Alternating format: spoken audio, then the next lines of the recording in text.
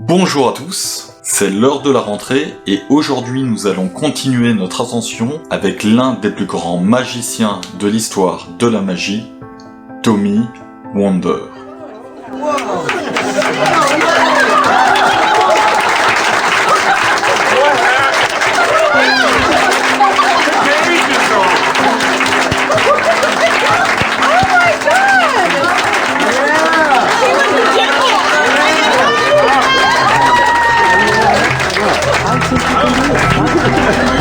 These are all the illusions.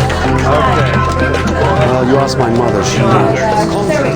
Pour ceux qui ne l'ont pas encore vu, je vous invite à regarder la première partie de cette série de vidéos. Et pour ceux qui l'ont déjà regardé, nous allons continuer à développer certaines idées de Tommy Wonder que vous pouvez retrouver dans ces Books of Wonder. C'est parti!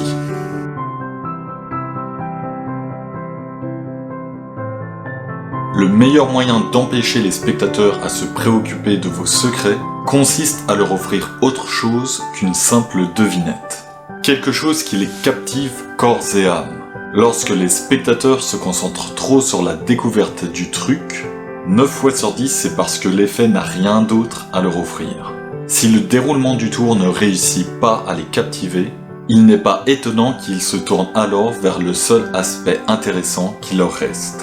Faites donc en sorte que votre magie réponde avant tout à la question « Pourquoi ?» plutôt qu'à la question « Comment ?»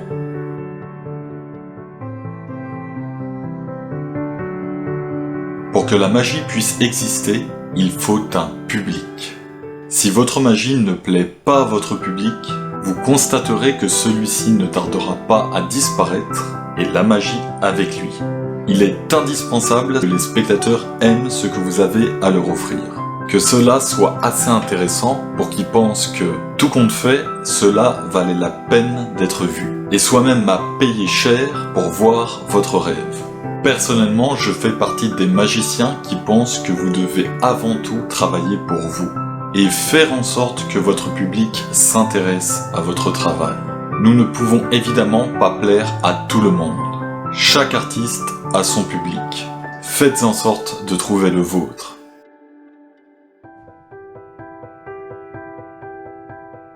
Vous voulez donc créer un effet qui remporte du succès. La preuve qu'un effet a du succès est donnée par le public et constitue la dernière étape de son élaboration. Faire passer la dernière étape tout au début du processus limite vos possibilités et n'est absolument pas une garantie de succès. Il ne suffit pas d'appliquer une recette qui a fait ses preuves pour être assuré du succès. Et ce qui a fait le succès des autres ne vous convient peut-être pas. En conséquence, il n'est pas possible de garantir le succès. Que vous suiviez une formule rodée ou que vous expérimentiez quelque chose d'original, ce n'est que lors des représentations en public que vous saurez si votre feeling était bon ou non.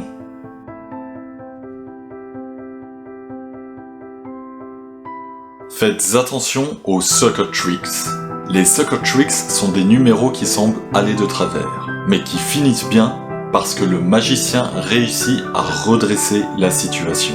Les sucker tricks sont dangereux car ils peuvent amener les gens qui ont une réelle sympathie envers vous à vous déprécier. Un exemple, les spectateurs vous trouvent sympathique. Puis, au cours de votre numéro, quelque chose va de travers. Or, un spectateur qui vous aime bien ne sait pas que votre erreur était prévue et croit sincèrement que vous êtes en difficulté. Le spectateur est donc mal à l'aise. Autrement dit, il éprouve de la compassion.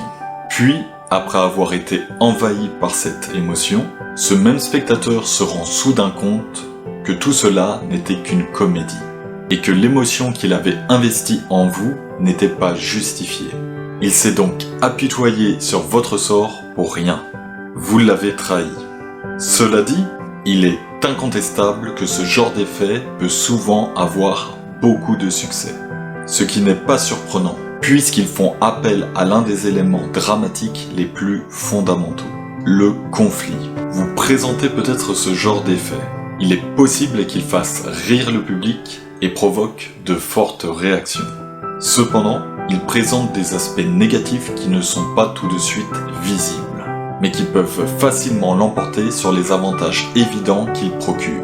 Le problème est bien plus complexe qu'il n'y paraît. Il est donc important pour nous de prendre conscience de ces dangers et de ces difficultés si nous voulons faire du bon travail.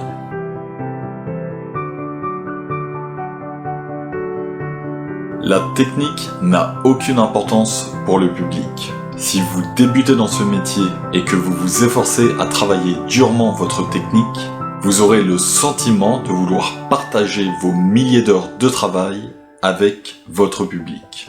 Autrement dit, lui montrer que vous avez travaillé dur pour en arriver là. Et c'est là où se situe toute l'ingratitude de notre vocation. Les milliers d'heures de travail que vous avez passées à maîtriser votre technique doivent être invisibles. Je dirais même plus que votre public ne doit pas sentir que vous utilisiez la moindre technique pour les mystifier. Cela peut paraître difficile à accepter, mais il est évident que notre public se déplace pour voir de la magie et non de la technique.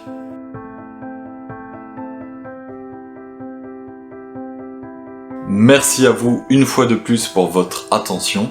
Bien entendu, les vidéos que je produis sur Tommy Wonder sont loin d'être exhaustives, et je vous invite donc clairement à étudier les livres de Tommy Wonder. Et bien entendu à vous abonner afin d'être tenu informé des prochaines sorties. N'hésitez pas à commenter la vidéo si vous avez des choses à ajouter. Quant à moi, je vous dis à très bientôt. D'ici là, portez-vous bien et que la magie de la vie soit avec vous.